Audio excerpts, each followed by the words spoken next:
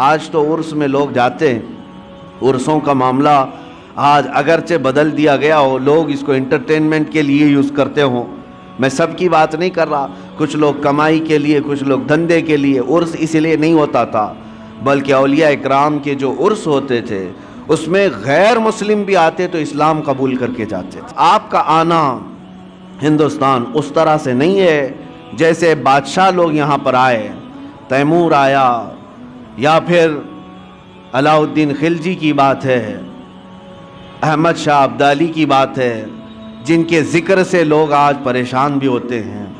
بہت سارے بادشاہ آئے، وہ زمانہ ہی ایسا تھا کہ جہاں جہاں بادشاہ لوگ اپنے فوج کو لے کر کے جاتے، علاقے کے علاقے فتح کرتے ہیں۔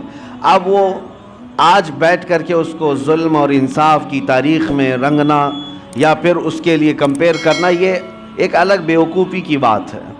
وہ دور ایسا تھا کہ زمین جس کی ہے جو طاقت کے ساتھ استعمال حاصل کر لے، اس طرح سے معاملہ چلتا تھا، آج کے دور کی طرح نہیں ہے۔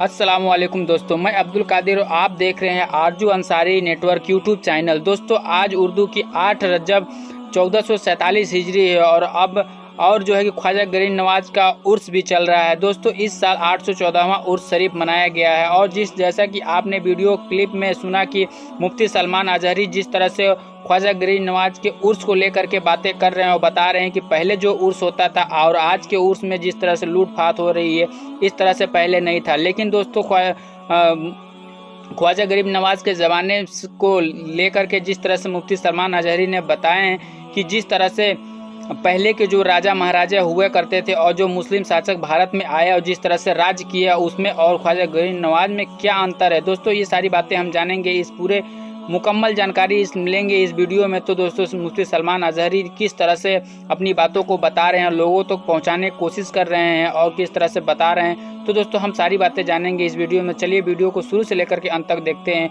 آج تو عرس میں لوگ جاتے ہیں، عرسوں کا معاملہ آج اگرچہ بدل دیا گیا ہو، لوگ اس کو انٹرٹینمنٹ کے لیے یوز کرتے ہوں، میں سب کی بات نہیں کر رہا، کچھ لوگ کمائی کے لیے، کچھ لوگ دھندے کے لیے، عرس اس لیے نہیں ہوتا تھا، بلکہ اولیاء اکرام کے جو عرس ہوتے تھے اس میں غیر مسلم بھی آتے تو اسلام قبول کر کے جاتے تھے، ان کی سیرتیں بیان ہوتی، ان کے کرامات کا ذکر ہوتا، اور ان کے خانقاہ پر پھر وہ اوراد و وظائف پڑھائے جاتے جو ان کی زندگی میں ہوتے تھے۔ تو جتنے دور دراز سے آئے ہوتے وہ اپنے دلوں کو صاف کر کے جاتے، کافر ہو تو ایمان لائے، گنہگار ہو تو توبہ کر کے صالح مسلمان بن کر کے جاتا۔ برسوں تک میں یہ بات اس لیے عرض کر رہا ہوں کہ وہ قبر میں جانے کے بعد بھی لوگوں کی اصلاح آج بھی کر رہے ہیں۔ قبر میں چلے گئے لیکن جو قریب آتا ہے وہ توبہ کر کے جاتا ہے، اپنے گناہوں سے سچی توبہ کر کے وہاں سے نکل رہا ہے۔ اور ایک دو نہیں، ہزاروں کے واقعات اس طرح ہے، کرامات اپنی جگہ پر، کسی کو بچہ مل جائے، کسی کو روزی مل جائے، کسی کو کچھ مل جائے، یہ اپنی جگہ پر۔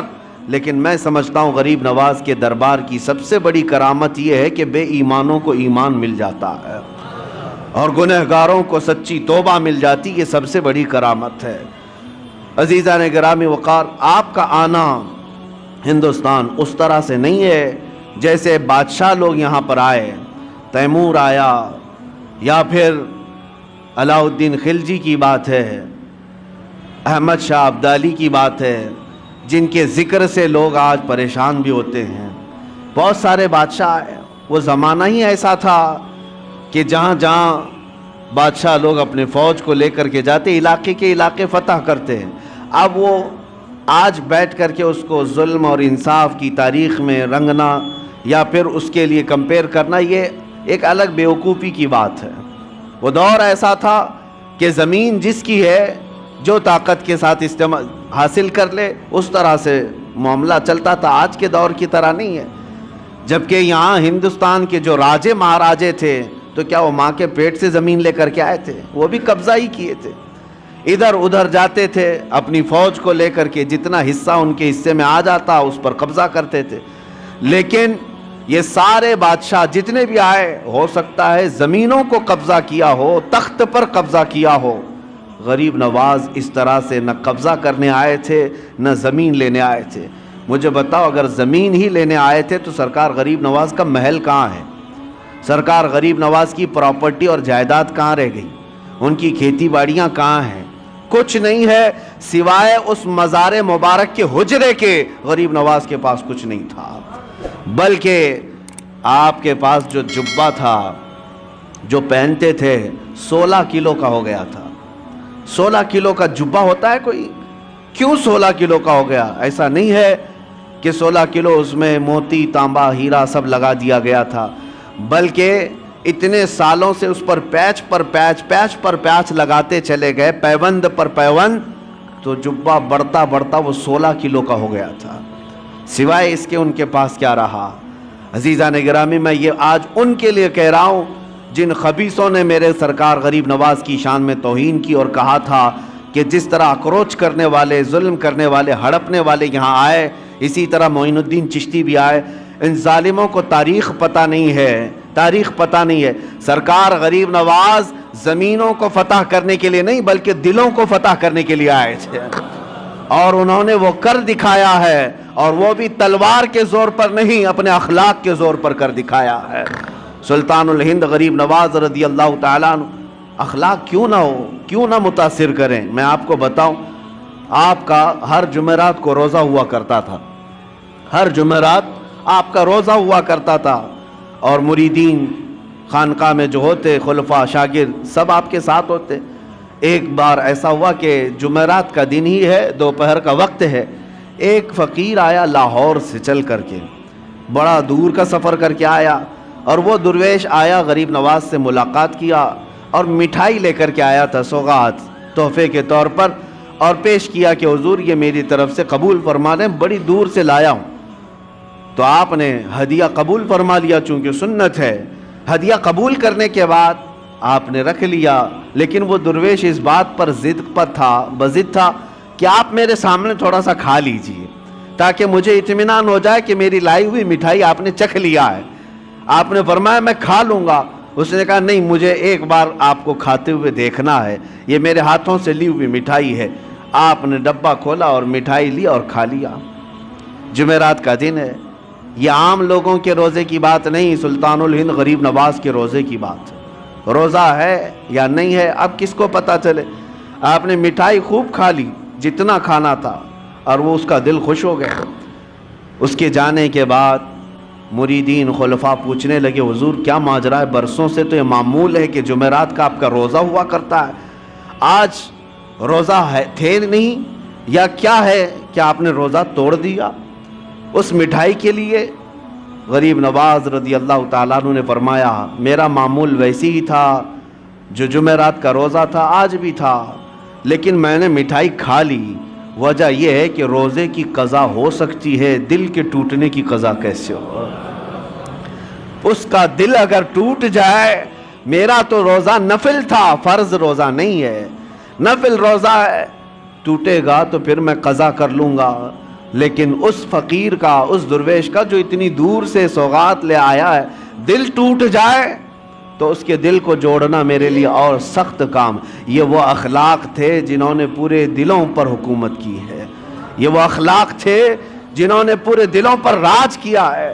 عزیزان گرامی وقار، سلطان الہند غریب نواز رضی اللہ تعالیٰ عنہ کے پوری سیرت میں ظلم کا ایک آنا یا ایک کائی برابر دکھا دے کوئی، میں مان لوں کہ آپ نے کسی پر سختیاں کی ہیں، ناجائز طریقے سے ظلم کر کے کسی چیز کو قبضایا ہے، کبھی ایسا نہیں دکھا سکتا۔ تاریخ کے جھروکوں میں جھانک کر کے دیکھے، ہماری نہیں غیروں کی لکھی ہوئی تاریخ سے بھی لا کر کے دکھا دو، غیروں کی تاریخ سے۔ یہاں پر جب آئے تھے ظلم کسی اور نے کیا ہے وہ یہ بتا نہ سکیں گے۔ ایک بار سے آئے ہوئے درویش مہمان کے لیے اس کے پاس کچھ نہیں تھا، نہ ہاتھی گھوڑا تھا، نہ تیر تلوار تھے، فقط ایک گدڑی پہنے ہوئے جب ہندوستان کی سرزمین پر آیا تھا تو اس کے مقابل میں عام لوگ نہیں اترے تھے، وقت کے راجے اتر گئے تھے۔ ہاں، راجہ پرتھوی راج اپنی ایک شان رکھتا تھا، فوج رکھتا تھا، ساری چیزیں، ایک درویش سے لڑنے کی کیا ضرورت تھی؟ ایک فقیر جو کوئی تلوار نہیں رکھتا، کوئی ہتھیار نہیں رکھتا، راجہ کو اس کے مقابل میں اترنے کی کیا ضرورت تھی؟ اس درویش کی طاقت کا سب کو اندازہ تھا، اور ہمیشہ سے یہ رہا ہے۔ اسلام کے متعلق یہ تاریخ یاد رکھو، ستیزہ کار رہا ہے ازل سے تا امروز، شرار ابو لہبی سے چراغ مصطفی۔ ہمارے ہاں کبھی بھی کوانٹیٹی نہیں دیکھی گئی ہے، ہمارے ہاں صرف کوالٹی پر ہی دار و مدار ہوا کرتا ہے۔ سرکار غریب نواز رضی اللہ تعالیٰ عنہ درویش گدڑی پہنے چند فقیروں کے ساتھ آئے، لیکن مقابلہ کرنے کے لیے پوری فوج کھڑی ہے، سپاہی ہیں، بادشاہ ہے۔ اتنے پر بس نہ ہوا تو جادوگر بھی لائے گئے۔ انا ساگر کا وہ مقام آج بھی موجود ہے، سب سے پرانے مندروں میں وہاں پر ایک جادوگر بھی رہا کرتا تھا جو کبھی باہر بھی نہیں آیا تھا۔ اور اس کے بعد جب اس تک بادشاہ راجہ کی یہ بات پہنچائی گئی کہ ایک درویش ایسا آیا ہے جو چمتکار پہ چمتکار کرتا ہے اور لوگ اس کے دیوانے ہوتے چلے جا رہے ہیں، آپ کچھ اس کی روک تھام کے لیے کریں۔ اس نے تقریباً 300 یا 500 پجاریوں کو بلایا، سب کو منتر دیے، کہا کہ ہم اس کا مقابلہ کریں گے۔ یہ میں آپ سے اس لیے عرض کر رہا ہوں کہ ہمیشہ تاریخ کو یہ دیکھتے آئیں، حق و باطل کا مقابلہ، اور اللہ تبارک و تعالی حق کو ہمیشہ غالب رکھتا ہے۔ ایک درویش کے مقابل کے لیے 300 یا 500 لوگوں کو منتر دیے گئے، پڑھائے گئے، ٹریننگ کی دی گئی، اور اس کے بعد اسی پہاڑی کے دامن میں آپ کو بلایا گیا۔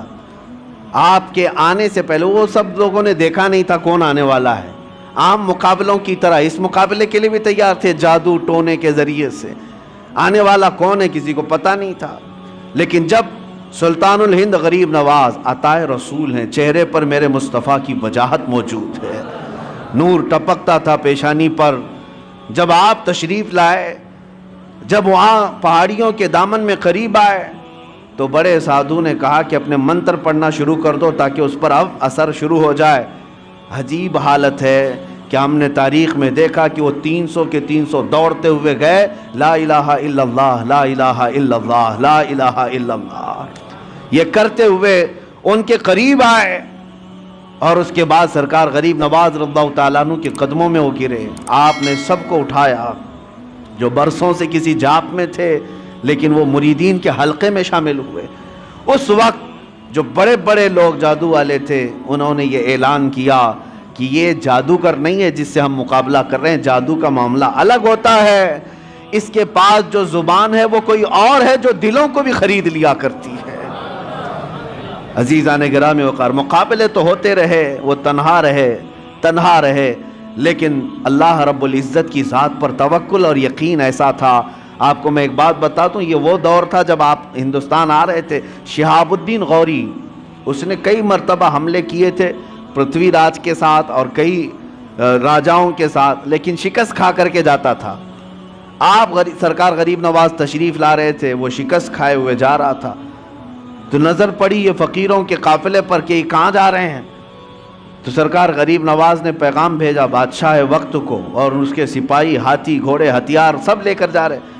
آپ نے پیغام یہ بھیجا کہ ہم ہندوستان فتح کرنے جا رہے ہیں۔ کون لوگ؟ 8 فقیر لوگ۔ سرکار غریب نواز یہ کہہ رہے ہیں کہ ہم ہندوستان فتح کرنے جا رہے ہیں، اور ادھر کی فوج شکست کھا کر جا رہی ہے پورے ہاتھی گھوڑے ہتھیار کے ساتھ۔ تو وہ ایک کہکہا لگایا کہ یہ گدڑی پہنے ہوئے درویش بات کہہ رہے ہیں ہندوستان فتح کرنے کی، کیا دیکھتے نہیں ہمارے پاس کتنی بڑی فوج ہے، کتنی بڑی طاقت ہے، کیا کیا ہتھیار سے ہم لیس ہیں۔ تو سرکار غریب نواز نے فرمایا بات یہی ہے، فرق یہی ہے کہ تم جب بھی جاتے ہو یہ ہاتھی گھوڑے اور ہتھیاروں پر بھروسہ کر جاتے ہو، معین الدین اللہ کے بھروسے جا رہا ہے، اللہ ہمارے ساتھ ہے۔ اور تاریخ نے آج دیکھ لیا جو اللہ پر توکل کر کے آیا تھا، 800 سال گزر گئے، کرسی ابھی ہلنے کا نام نہیں لیتی، آج تک وہ حکومت قائم ہے، دلوں پر قائم ہے۔ عزیزان گرامی وقار، ہم تو ہم ہیں، غیر بھی ان کو سلطان الہند کہتے ہیں۔ آج سرکار غریب نواز رضی اللہ تعالیٰ عنہ کی عظمت کو آج تسلیم کرتے ہیں۔ میں جو بات عرض کر رہا تھا وہ یہ، مقابلے کیوں نہ ہوں گے، ہر طرح سے ظلم کے ساتھ آپ کو شکست دینے یا ہٹانے کی کوششیں ہر لمحہ ہوئی، لیکن ایک درس ملتا ہے آپ کی زندگی سے، ایک درس ملتا ہے، چاہے اندھیرا کتنا بھی آ جائے صبح تو ہونا ہے، رات کتنی کالی کیوں نہ ہو جائے سورج کو نکلنا تو ہے ہی ہے۔ इसलिए मेरे अजीज़ों, ज़िंदगियों में अगर कभी कठिनाइयाँ आएँ, मुसीबतें आएँ, मशक्क़तें आएँ, तो ऐसा नहीं कि ज़मीन छोड़कर भाग जाएं या हा हू कर करके अपने आप को बेकाबू कर लें, बेसब्रापन दिखाएं। नहीं, थोड़ी देर इंतज़ार करें। अल्लाह करीम अपने बंदों को आज़माता है और जो इस्तिकामत के साथ जमे रहते हैं फिर अपनी मदद भी नाजिल फरमाता है। आप भाइयों का बहुत शुक्रिया जो पूरे वीडियो को देख करके आप यहाँ तक आए हैं। तो दोस्तों, जिस तरह से मुफ्ती सलमान अजहरी ने अपने पैगाम को दिया और जिस तरह से ख्वाजा गरीब नवाज के उर्स को लेकर के और भारत के अंदर जो आज जो जिस तरह से हमें सताया जा रहा है, भारत के अंदर जिस तरह से हमारे ऊपर तमाम तरह की जो है कि नियम कायदे कानून लगाए जा रहे हैं, तो उस समय भी था। लेकिन उस समय ख्वाजा गरीब नवाज के ज़माने में जब ख्वाजा गरीब नवाज ने सब कुछ सहा और भारत में आकर के रहे तो हम तो ख्वाजा गरीब नवाज के उम्मती हैं, उनके जो है कि रहमो करम से चलने वाले। अगर वो कर सकते हैं तो क्या हम थोड़ा सा बर्दाश्त नहीं कर सकते? तो दोस्तों, जिस तरह से मुफ्ती सलमान अजहरी बताना चाह रहे थे कि हम भारत में रहते हैं और भारत डेमोक्रेसी है और यहाँ पे कानून व्यवस्था चलता है, जिस तरह से हमें उन हुक्मरानों के हिसाब से ही चलना होगा दोस्तों। और साथ ही साथ ये भी बताने की कोशिश कर रहे थे कि हमें अपने दीन इस्लाम को छोड़ना नहीं चाहिए, उस पर मुकम्मल रहना चाहिए। और तो दोस्तों, आज के लिए बस इतना ही। फिर मिलेंगे एक नई वीडियो नई टॉपिक के साथ और मुफ्ती सलमान अजहरी की एक नई वीडियो लेके आएंगे जिसमें भी आपको मुकम्मल जानकारी होगी। तो दोस्तों, बने रहिए हमारे साथ और हमारे चैनल से जुड़े रहिए।